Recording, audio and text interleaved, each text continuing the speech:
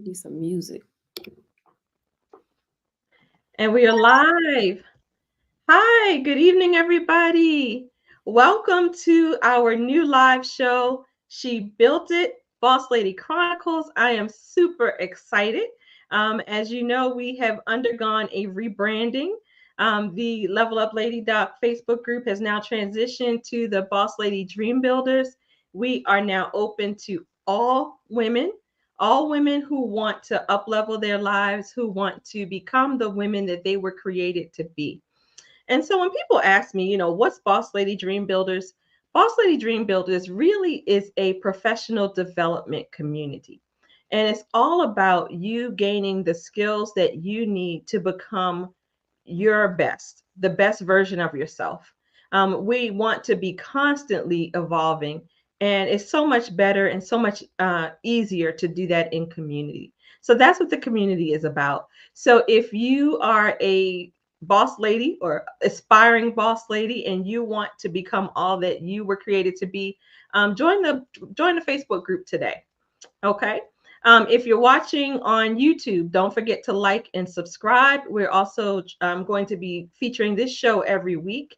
And each week, we're going to have the story of an amazing boss lady who has created her dream or has realized a big goal. So there are going to be some really amazing inspirational stories being shared with you here. So I encourage you, say hi in the comments. For sure, talk back to us. We like talking. If you're watching the replay, hashtag replay. If you get anything of value from this live tonight, please share it, because again, these stories will be a huge inspiration to others. So I have joining me this evening my girl, one of my ride or dies, Dr. Tawanna Gilliard. She is an OBGYN. She told me I had to introduce her. So Right. let's see. I guess I'll pull up the actual bio instead of winging. You I know me. was gonna wing it, I but I ain't not won't. putting up my bio. Dr. Tawanna Gilliard is an author, speaker, faith-based motivator, board certified obstetrician gynecologist, and founder of Cornerstone of Wellness LLC. She loves empowering and uplifting others to achieve financial and holistic wellness, no matter their current circumstances. This passion comes from living through her own personal struggles through financial crises and mental illness. Sheds light on major topics like mental health, financial stability, and overall wellness with her book, speaking, and retreats. She also has the honor of doing her first TEDx talk this March at Lewis University in Chicago. So, welcome, Dr. Tawana.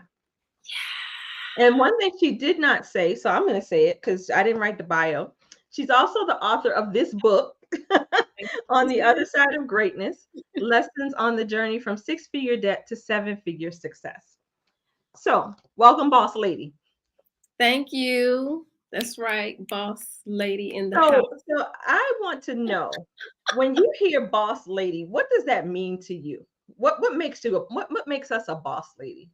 Well, first, what I want to say is I want to give props to Sharita for taking the step to change her platform. We've had lots of discussion about this over the last couple of years, and her having a heart to serve and realizing that her narrative and her audience went further than just physicians. So I'm very proud of her for expanding her scope and getting it out there. And I'm looking forward to what this year brings. I'm excited that I'm the first guest. Can y'all believe that? Little old me. So I'm very excited to be here. So I want to say thank you, Dr. Gaskins, for inviting me. And thank you to the audience for the people who have come and the ones who will watch it on replay. So, question was, what is a boss lady?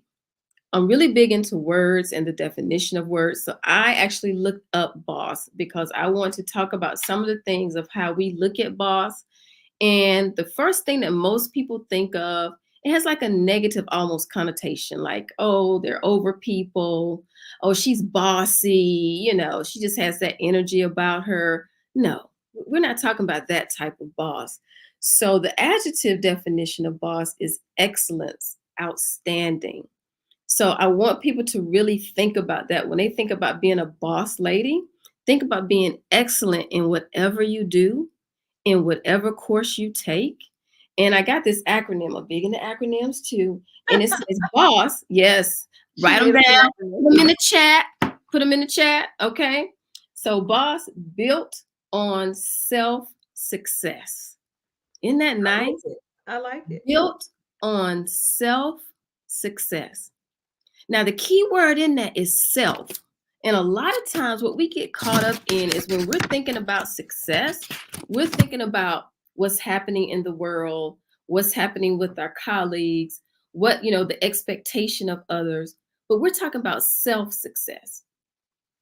On what level, what are you striving for? Just you. And when we think about success, we think about the accomplishments of an aim or a purpose.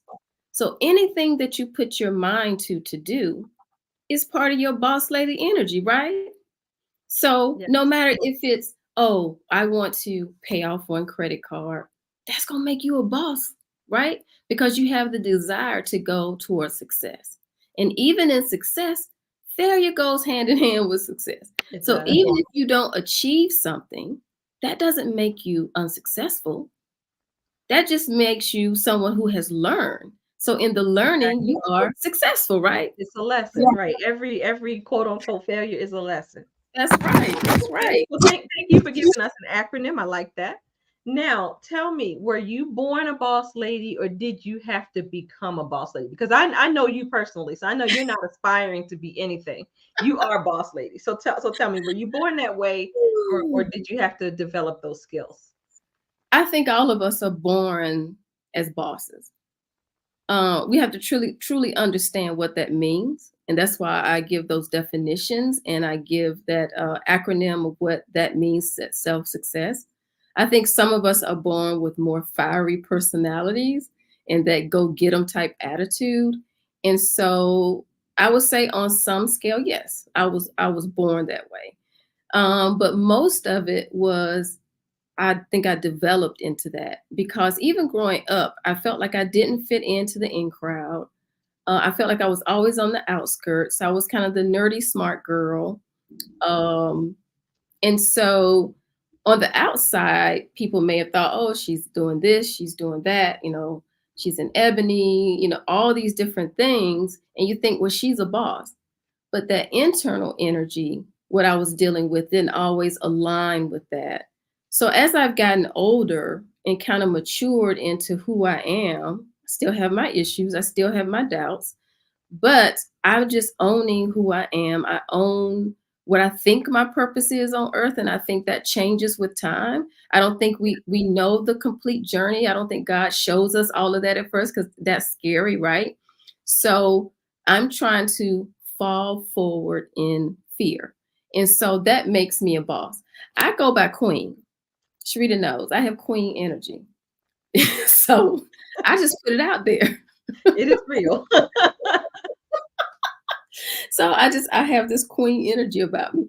So when I say fall forward in fear, I think that helps to kind of sharpen who you are in owning the path that you're walking on. And I think we have, the acronym for fear, false evidence appearing real, right? We're going to change that up. We're going to say face everything and rise. Face everything and rise. And so I think we just have to spin things because how we perceive it in our minds is how we process it and it's how we show up. Yeah. So all of us have that part of us that can be bosses in our own way because it's about your self success, Right. not what other people are Yeah. imagining for you. And at the end of the day, you are who you think you are, right? And so, that's a whole nother topic. But you define what a boss is to you and for you as an individual. So now tell us, because we want to hear this boss lady story. So we don't want to, get too much in the weeds of what it is to be a boss lady. We want to hear this story of the dream that you built. So tell us your story. Well, like I said, I started out, I was always scholastically inclined, always considered the smart girl. So And education was such a priority in my family. My grandfather started that trend, and it's just been passed to generation to generation. So I went off. I was going to be a doctor. That changed. I was initially going to be a teacher because I have a lot of teachers in my family. And what changed is because I was born with a third-degree congenital heart block. And I had to see a pediatric cardiologist yearly after the age of 5, after it was diagnosed. And Dr. Bill Strong, he was a pediatric cardiologist in Augusta, Georgia, was one of my biggest advocates. I can remember my family was so fearful of me doing anything. I remember I wanted to be in this bike-a-thon. It was like, oh, you can't do that. You can't ride a bike that far. No, no, no, no, no. And he would always say, she knows her limitations. Let her do whatever she wants to do. And that was so empowering to me for someone to give a little girl that much ownership. And so that changed my direction of wanting to be a physician very early on. And so went to medical school. I did have an uncle who was a physician before me, but you don't talk about finances. We didn't talk about that sort of thing, in my household. And so, and it took me longer to complete medical school, but every year I was maxing out everything they would give me. I was going to take it because I wasn't sharing a room with anybody. I wasn't living in a house with 8, 10 people. I just that didn't really fit my queen energy, but I probably should have put her on a shelf for a while. Right. So I didn't have all this debt. If you knew then what you know now, right? Right. And so you just make this assumption, oh, I'm going to be a doctor. I can pay all this back. It's no big deal. I'm going to have money. And that was, a falsehood that I should not have fallen into and didn't really understand the whole dynamics behind it. And so I went to residency and then they started wanting payments, but we weren't making a lot of money. So I decided, well, I'll just wait till I become a real doctor. And that would have been in about 6 months. They didn't wait. They were calling me and I was just ignoring them. I was like, they'll wait, No, they came after me with a vengeance, stripped me. I mean, I couldn't buy sand from a desert. I mean, it was horrible. My credit score went from the high 700s down to 380, literally. I had lawyers after me. I had so many delinquent loans. I had almost 20 pages were on my credit report because every single loan was filed separately on there. Yeah. Yeah. And so that was a pivoting moment in my life because I've never faced that. I knew about, my mom always called me stingy, bingy like my grandfather. I knew how to, she said I could squeeze a buffalo off a nickel. I don't even think that a buffalo is on a nickel, maybe in the past. Not anymore. I think it used to be, maybe. Yeah. And so that was my thing. So I knew about holding on to money, but that was also kind of part of that scarcity mindset. I knew about that, but I didn't know anything about managing money. And so I had to really face a brick wall. That moment when I almost took my life behind it. And my mother, the image of her standing over my coffin is what saved my life. And I couldn't kill myself. And I had a loaded, a 380 revolver, which is a gun, in my lap. And I was a chief resident. And after I hit that brick wall and realized I had to live for her and to figure it out, it took me several years after that to really realize of how to change my mindset and that I needed a team to help me, because those first few years I was crippled with fear and doubt. I was still falling into the traps of that instant gratification. Even after all that happened, I went and got a BMW. I want to stop you. I want you to tell us some specifics because the cover of this book says from 7-figure debt. I mean 6-figure debt. So tell us what was the debt like? Okay. How did it feel? And because you're saying you had to get a team and all this. No. We take us on a backstage view of how all of this unfolded. I would say the debt initially, before all of the penalties and the fees that were placed on top of it, was close to about 300,000. And then when they start stacking on all of the penalties and coming after me, it got close to almost $400,000. And this is a resident. At the time I was a chief resident, I probably was making $30,000 a year. Right. Okay. So let's let that sizzle that in perspective. Right. Right. And so that amount of debt And then the fact that I had avoided it, the way that they were coming after me, pay it now, pay it now. The medical school didn't want to release my transcript. So I was like, well, how am I going to get a job if you won't release my transcript? It took me weeks of trying to find someone who would listen to me. Like, I need a job so I can try to pay things back. And so it's just all these fears of what am I going to do? And then you start grasping at jobs, not necessarily where you want to be, but who's going to pay me the most because I got all of this debt. And then you still have to live.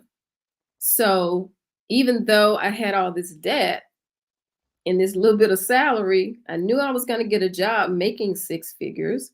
But still, you're just coming out of residency, so you're not making high number. Like, people think you're making all this money. My salary was still well below what the debt was. And so I had to figure out how to live and to pay them back, because some of them, they weren't giving me a grace period. Like, some of these people were like, you pay us now or we're going to come after you. We're sending, and it was a lot of threats, probably empty threats. But at the time, you don't know. You're Right. fearful.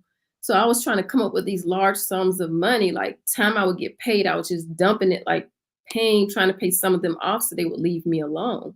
And I was doing this by myself because I was so ashamed. I didn't tell anyone.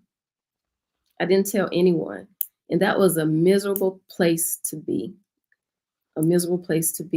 So it was very crippling. So wait a minute, if you had it to do over again, would you have shared it with somebody? Gosh, yes. I wouldn't have suffered like that by myself, because then someone could have given me advice on the best way to handle the situation. I could have started building my team earlier. I would have made some wiser decisions. Like, a few months after, like when I finished residency, I still made dumb decisions, because it was that whole keeping up with the Joneses and this image of what you're supposed to look like. Because I had like an old car, y'all, I keep a car until the wheels fall off. And so I had a Honda, and it was probably almost 20 years old. And so in my mind, I told myself, oh, I need to get a SUV because I'm up here staying in this snow, when there were a million other little cars riding around every day. That was just the dumbest thing. And my credit was horrible. So then you go to these backwood car dealerships. So you can imagine what the APR was on that car that I got. It was ridiculous. So someone could have said, no, ma'am, no, shut it down. This is what you got to do. But I was functioning in that place of clouded thinking, stinking thinking, and fear, and that instant gratification moments. So that was a dumb mistake that I made. So what turned the tide? Well, I was trying to fix it myself. And I was making a little bit of headway on my credit report, trying to figure it out, Googling how do you repair your credit. And I felt like I was a hamster on a wheel, just going. And I was making some headway, but I didn't really know what I was doing. And so I realized I needed help. I needed to be able to try to trust someone to help me. And so I really just had to pray about it, fast about it. And I asked God to send me to where I needed to go. And that's what led me to go to the bank to talk to the branch manager at the bank where I was working at the time in Georgia, in Albany, Georgia. And I went in there shaking. I had my papers. And I think I had talked to Dr. Jeter. That's a good friend of mine. She was the first person to know, because we were in residency together. And so she was the first person to know, probably a year into what I was doing. I can't remember the time frame. But for me to actually reach out to someone who could like help me to manage what was going on with the money was several years after, probably a good maybe three years before I really got help. I was trying to read books, the Susie Orman book and all that, trying to fix myself, which was helpful, but I needed the help. Okay. And so what help did you find? I went there, I put everything on the table, and I wrote everything out, what I owed, all the stuff. And I showed it to her. I told her what I had tried to do. She reached into her desk drawer, and her name is Terry Christian. And she pulled out a card for Yvette Nelson, who is credit restoration person, and she's still in business. Check her out. And she gave me the card, and she said, "Give her a call and tell her I sent you, and she will help you rebuild your credit." She made a call to Britt Basemore, who is my CPA to this day. He's the one who did the forward on my book, and called him, made an appointment, told him that she needs, advice. And that's how it all started. And then he helped me find an accountant. And so that's how it all started. And I listened to what they told me to do. So what did they say? Did they come up with a plan for you to repay the debt and simultaneously begin to build wealth, or did you concentrate on just paying down the debt?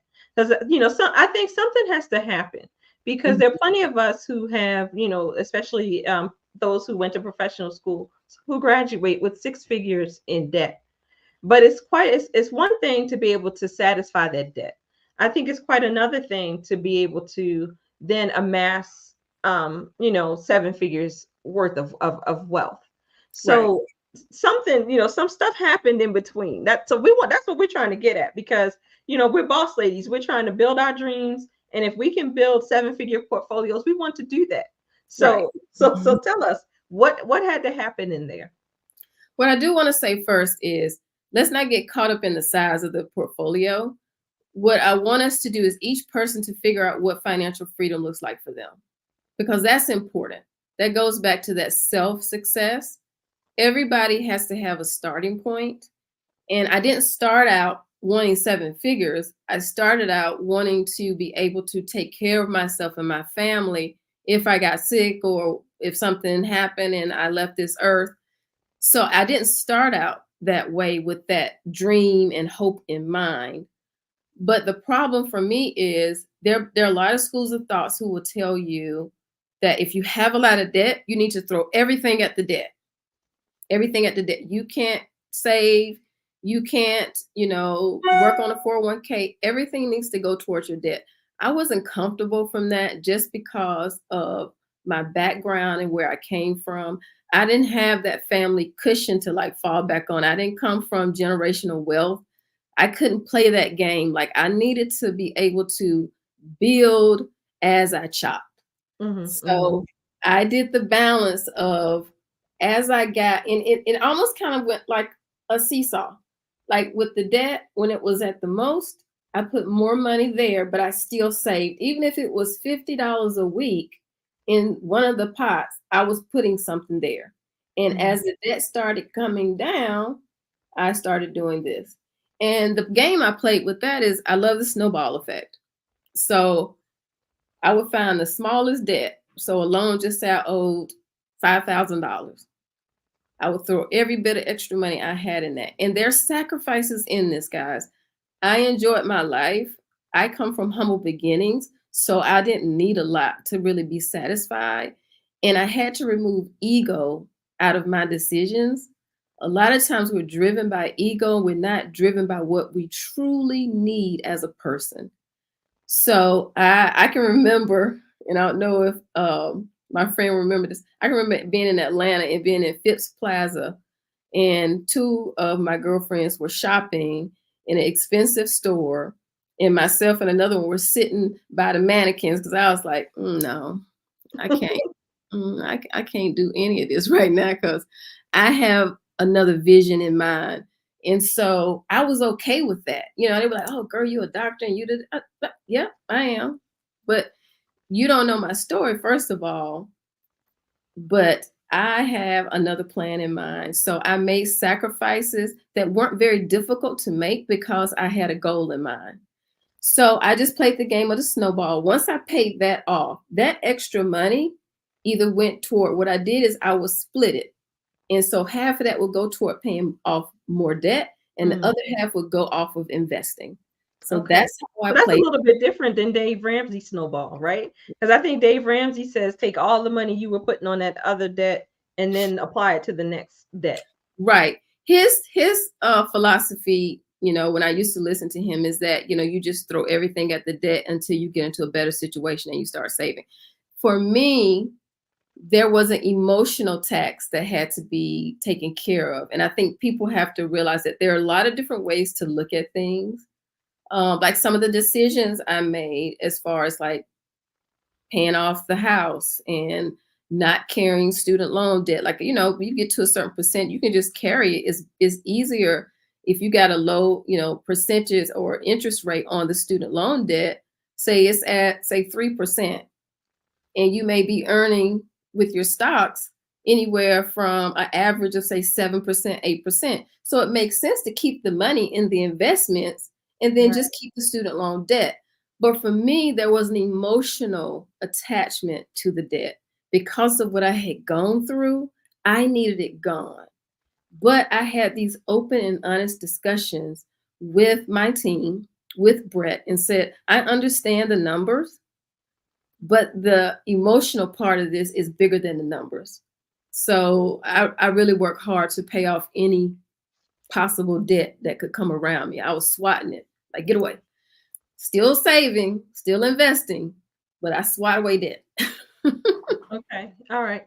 So now I've read the book, of course. And Yeah, so in the book, you talk about changing your money DNA because you said you came from humble beginnings. right. Tell us about that. What is changing money DNA? What does it look like and how do we do that? Well, I think we have to really sit in the place of understanding how we got to where we are, why are we making the decisions we're making, and what has caused you to make those decisions. And it's important to go back to look at history, the generations that have come before you. Take a look at your heritage, your ethnicity. For me, I'm an African American female. My history in this country started as slavery. So that means my ancestors were brought over here against their will and stripped away from all of their identity and brought here to work a land and treated less than humans. So even when slavery was abolished, they went into like a sharecropper type mentality. Sharecropper meant that, sharecropper system wasn't meant to benefit the people who were working the land. Sure. No, it was another form, it was a systematic Yeah. form of slavery. So if you have someone who works hard day in and day out, but the system is set up for you not to succeed, then you get into this scarcity mindset and you're living from just day to day to day to day. And then there are moments where you look for outlets to make you feel better. So, oh, I'm gonna buy that, honey, because I work hard. I don't care. I pay those bills later. So you get into this mindset. And I think that affects us. We have to look at what have we learned from the money DNA that has been passed down to us, the negatives and the positives, you know, look at it, glean from it and see what can you change, because we can, just like genetic DNA, we can change with our actions and our efforts how that looks for us and for the generations to come. So that's why I think it's important. Look at the generations, look at that history, look at how you've been influenced by the community around you. When you think about how you grew up, I look at my community. Education was big in the community and it was supported by lots of families. But I also saw a lot of just living to, those payday loans. I saw a lot of Yeah. that. I saw a lot of going up to the little 7-Eleven stores and playing the slot machines because we're trying to win big. You win $2,000 and guess what? You go put it all back up because you're trying to win real big. This cycle of just never really stopping and saying, okay, maybe that's not going to happen. Let me try to save and do better and to learn. Then look at where you are, that you have a deficit in your education. Some of us, we don't understand finance. That's not my degree. I didn't come from, backgrounds where you sat around and you talked about money. I didn't truly have an understanding about Roth accounts and 401ks and all that kind of stuff, the stock market. A lot of the people that I grew up around were scared of the stock market. They just didn't do that. They did the basic savings and retirement plans with their jobs, but they stayed away from that kind of stuff. So I had to educate myself. And I had to find people who could help me to educate myself and me do the work on my own to get to a better place. Because you just can't walk up with no pre-planning, like, okay, just tell me what to do. Because there's some shiesty people out there in the world, and you can get used and abused and all your little coinage is gone. So you have to be careful with that. So taking that into account and making those changes. And as you make those changes, people around you see you making those changes, and it becomes like a domino effect. And then that money DNA starts to change. And then your children's children are looking at something that's totally different from the image that you started with. Right. Yeah. Yeah.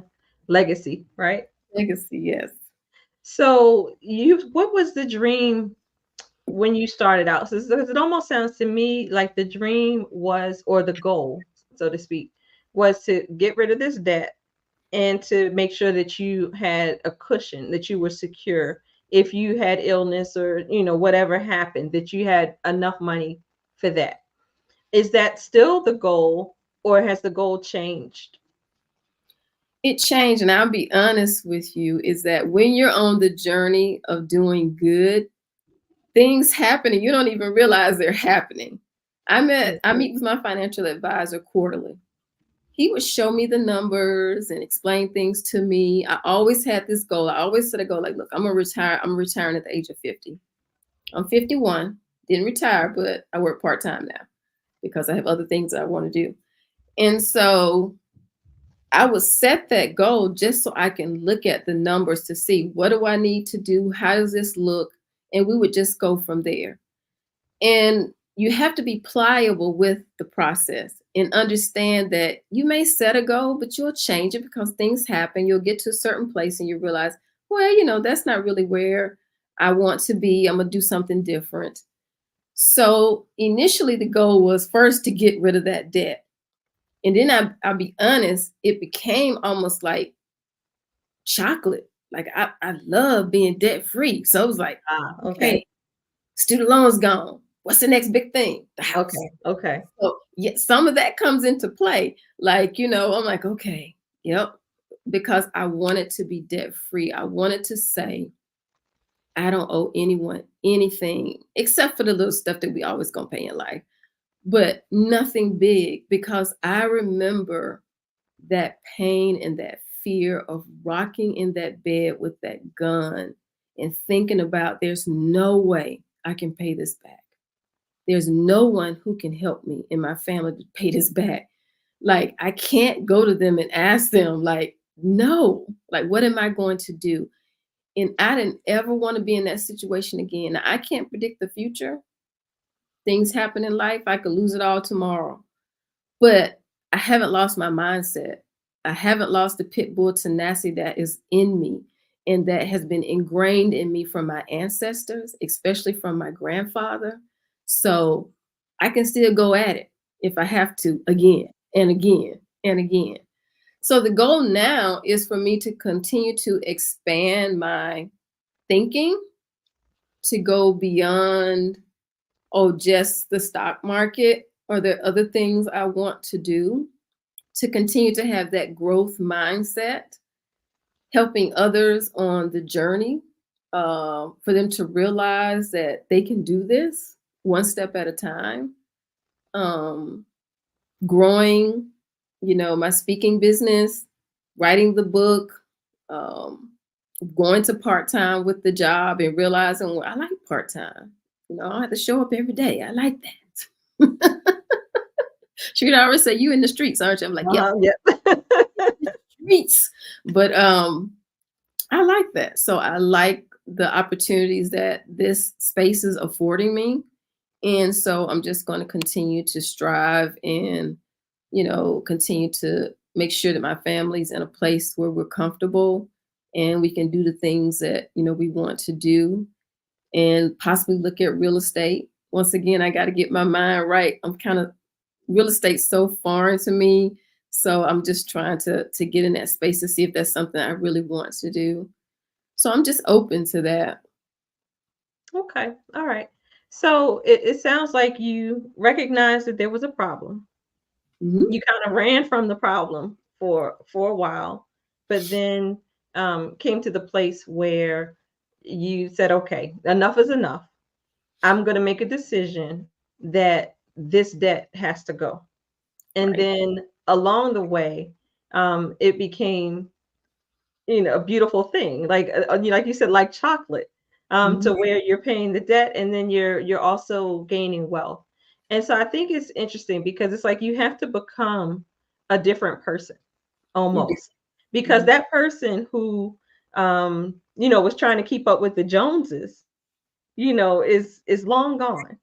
Right. And it you know really wasn't me. It was never really me. But I can see how people could get trapped into that whole world of, oh, well, they have a 6,000 square foot home, or they have 10 Teslas, and they have this. And then you realize you're living from check to check to check. If you get sick tomorrow and your paycheck doesn't come in next month, you're automatically in poverty. yeah, No one should want to live that way. And I think that it's easy for people not to realize how much debt they have. And it yes. really takes you snatching your head out the sand slowly, not like I had to do. I'm still trying to get my edges back from when they snatched me and gave me that 380 credit score. You see that spot right there, y'all? That's from me getting that 380 credit score. They just snatched me out real fast. I want you to slowly take your head out the sand. Start writing it out. Write out the debt. Look at what you're spending on your credit cards. Look at what's going out. Because people like to say, oh, well, you're a doctor, you could pay that back. But I'm telling you, I know some Yes. broke millionaires, because if it's the amount coming in is not the same as what's going out, the amount going out is greater. So you're in this vicious cycle that you have to keep some money into that system because you are really stretching yourself and going beyond your means. You're broke. You can have a lot of toys and be completely broke, and it can be all taken away tomorrow. So I think it's really about looking at what's important to you, setting the priorities, really look at taking the ego out. Think about what's really important for you down to your core, what it is that you need. And realize that on the journey, there were times that I would have to stop investing completely for like several months, because there are moments I've gotten very sick. I couldn't work, was in and out of the hospital. So, lost my colon. Then I had an emergency, with my pacemaker. So I've had a lot of health issues, but I work with my team. And that was the whole purpose of having the cushion, the nest egg. I reach out to Brett and say, look, I can't, give anything for the next few months. I may need for you to send money back to me. He said, just let me know what you think your monthly allotment would need to be to cover you. So those moments happen, and that's okay. Because in the end, you're still falling forward. Right, right. And I mean, and let's be honest, that has to be a comfort because It not having enough money, not knowing where money can is going to come from is extremely stressful. And is. so to know that, okay, I'm sick, I can't work for X amount of months, but I'm still covered. Everything is still paid. That is Right. fantastic. Right. And it is. And it's like, that's not a stressor for me. I can remember times I would just be really stressed out about, oh my gosh, if this happens, if that happens, and what if that happens? Well, how much do I have in savings? And da da da da da. And so I had to get to a point where I had to free myself of that energy, because you're already in a stressful situation. The money's there for this. And so I'm like, okay, well, I need you to do this. But you'd be surprised at what you can live on when you don't have debt.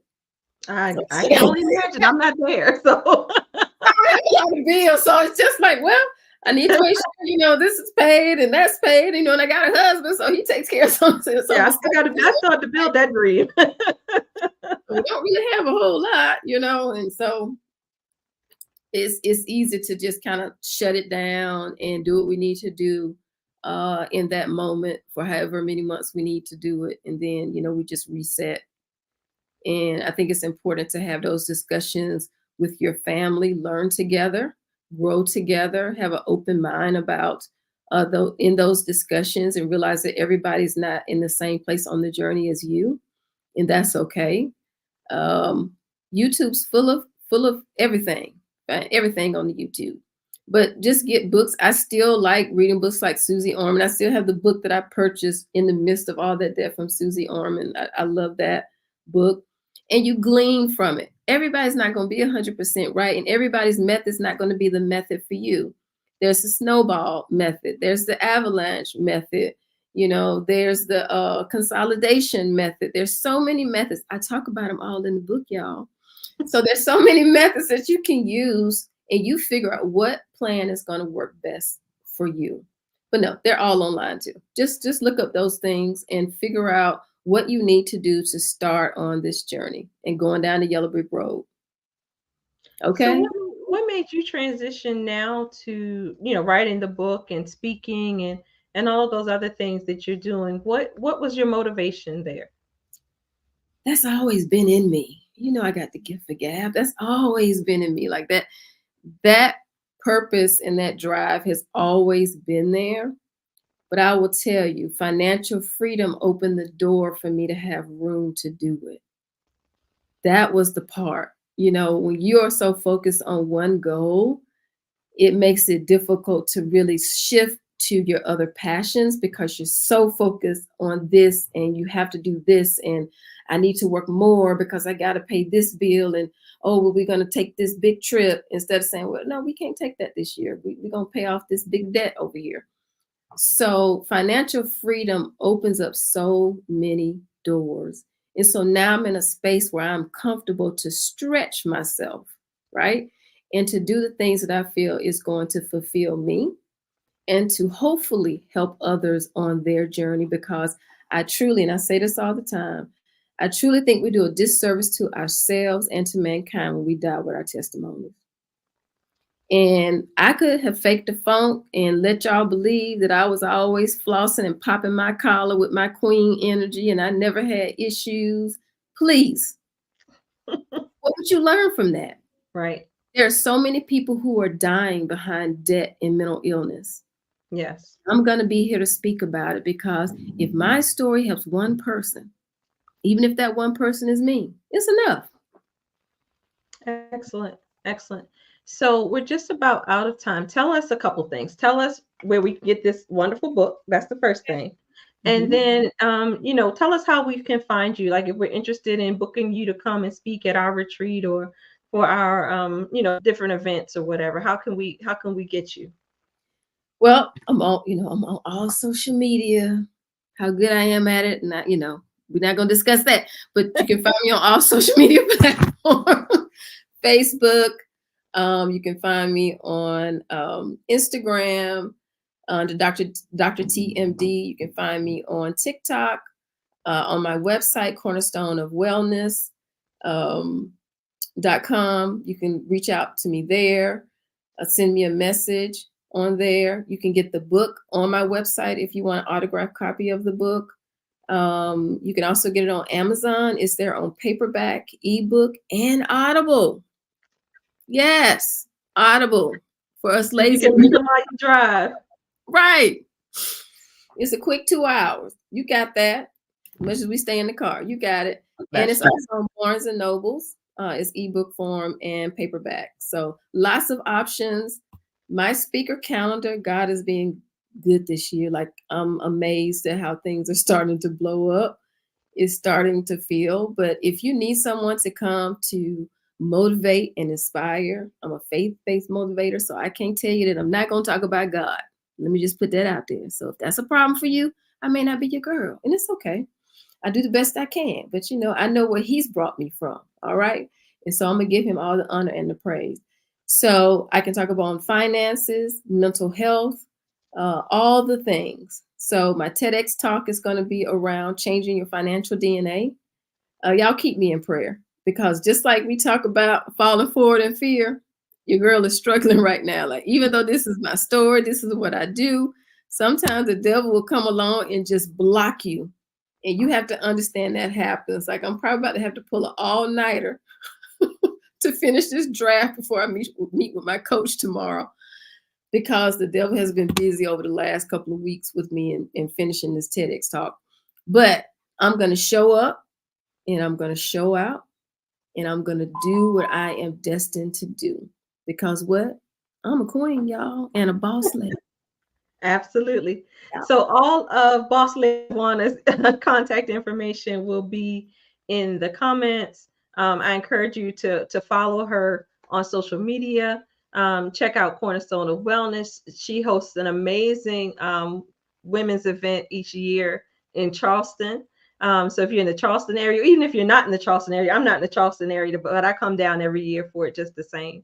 But definitely follow her, check her out. She's the real deal. Just so much wisdom and, just sincere desire to see positive growth and change and be an inspiration to people. So I thank you so much for coming on and sharing your story with us today. One more time. Remember, fall forward in fear. We're getting rid of false evidence appearing real. That's true. But we're going to go to face everything and rise, right? And boss, built on self success. Remember that part, self. Figure out what success looks like for you, Right. not for anyone else. Start with yourself. Get out of YouTube and Facebook, and people be faking on the gram anyway. Right. That's true. With their mama. So no, just worry about yourself. Okay. Do the work you need to do and watch how your life can change, and give yourself grace. It's okay. No matter what mistakes you've made up until this point, don't look at them as mistakes. They're learnings. You learn. Yes. Let's start fresh. Okay. I know we're running out of time. I can keep talking. It's But yeah, okay. next event. It's our show. So, it goes however long it goes. But Yeah. I appreciate you coming on. I appreciate you sharing with the community and pouring into all of us, especially the Black female community. Right. I know that's where your greatest passion lies, and so I do Oh, yes, my I do girl. appreciate that as well. So if you have enjoyed this episode, don't forget to like and subscribe to She Built It, Boss Lady Chronicles, because each week I will be bringing the story of an amazing boss lady who has built a dream. We're going to go behind the scenes, and they're going to tell us how they were able to accomplish those goals, what kind of mindsets they needed to adopt, what kind of behaviors practice, what were the habits that led to their success. And also, I encourage you to join the Boss Lady Dream Builders Facebook community. Just search it. You can also access it from my personal page. Coming up this week, we are on Saturday. We are doing an encore of our goal setting workshop. It's on Saturday at 11 a.m. on Zoom. So check out my page or Boss Lady Dream Builders to register. And then on next Saturday, for those of you who are in the DMV, I am hosting an in-person brunch and vision board party. So you definitely don't want to miss that. It's going to be a great meal, opportunity to network, and to actually put your dream on paper. So that's what, we're always going to be having a lot going on. I look forward to learning and growing with you guys. Thanks for joining us tonight. Take care. We'll see you next week. Bye. Thank you.